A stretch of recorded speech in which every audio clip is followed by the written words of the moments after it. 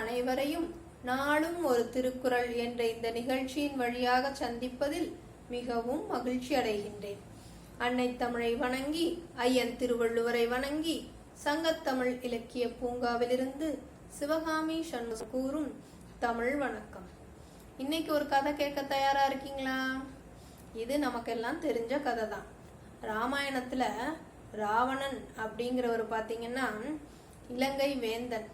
இலங்கைக்கு வேந்தனாக இருக்கக்கூடிய அவர் பல சிறப்பம்சங்களை தன்னுள் அடக்கியவர்.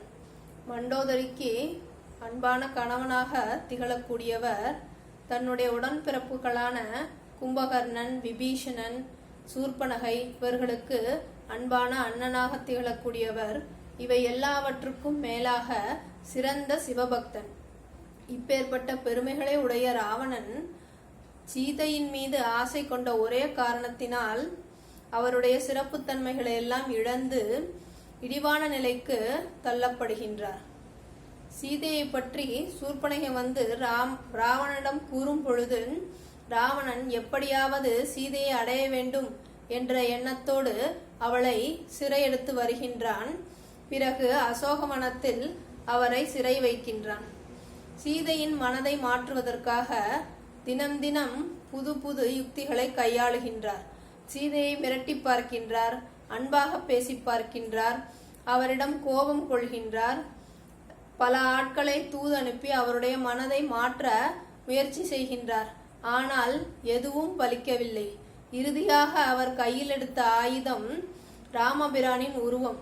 ராமனின் உருவில் சென்றால் இவள் மனம் மாறி நம்மை ஏற்றுக்கொள்வாள் என்று ராவணன் ராமபிரானின் உருவில் சென்று சீதையை அடையலாம் என்று நினைக்கிறார். அப்பொழுது ராமபிரானின் உருவை எடுத்த உடனேயே அவருடைய மனமானது பிறர் மனைவியை விரும்பக்கூடாது என்ற நிலையை அடைகிறது. அதனால் அதிலும் தோல்வி அடைகிறார். இவ்வாறு பல்வேறு யுக்திகளை கையாண்டும் அவரால் சீதையின் மனதை மாற்ற முடியவில்லை. அது மட்டுமல்லாமல் இதுபோல் பிறர் மனைவியை விரும்பி அவரை அடைவது மிகவும் எளிது என்ற எண்ணத்தோடு இருப்பவர்கள் தங்களுடைய தவறை உணராது இப்படி செய்வதனால் எப்போதும் அழியாத பழிக்கே ஆளாகின்றார்கள்.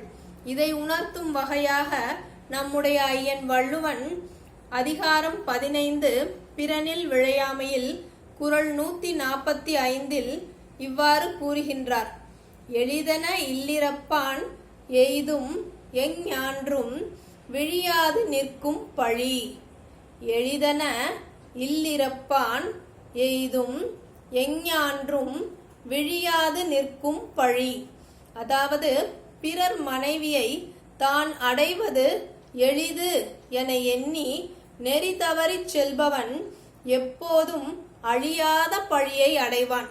இதைத்தான் ராவணனின் செயலிலும் நாம் காண்கின்றோம். சீதையை எளிமையாக அடைந்து விடலாம் என்று பல்வேறு யுக்திகளை கையாண்டு ராவணன் அதில் தோல்வி அடைகின்றான். இதனால் அவனுடைய சிறப்புகளை எல்லாம் இழந்து பழிக்கே ஆளாகின்றான். எப்பேற்பட்ட சிவபக்தனாக இருந்தாலும் தன்னுடைய இழிந்த செயலான பிறர் மனைவியை விரும்புதல், பிறனில் விளைதல் என்பதனால் அவருடைய சிறப்பு கெடுகிறது. அதனால் ராவணன் அவருடைய புகழை விட்டு வீழ்ச்சிக்கு ஆளாகின்றார். எனவே நாமும் பிறருடைய மனைவியை அடைவது எளிது என்று எண்ணி எந்தவித தவறான செயல்களையும் செய்யாமல் பிறன்மனை விரும்பாத சிறப்பானதொரு வாழ்க்கையை வாழ வேண்டும். அதற்கு ஐயன் வள்ளுவர் கூறும் குறள் வழியில் நாள்தோறும் செல்ல வேண்டும். தினமும் ஒரு குறளின் பொருளை கேட்டு லைக் பண்ணுங்கள், சப்ஸ்கிரைப் பண்ணுங்கள், உங்களுடைய கமெண்டை அதில் பதிவு செய்யுங்கள். மீண்டும் வேறு ஒரு கதையுடனும் குறளுடனும் உங்களை சந்திக்கும் வரை நன்றி கூறி விடைபெறுபவர் உங்கள் அன்பு சகோதரி சிவகாமி சண்முக சுந்தரம், சங்கத்தமிழ் இலக்கிய பூங்கா, சென்னை.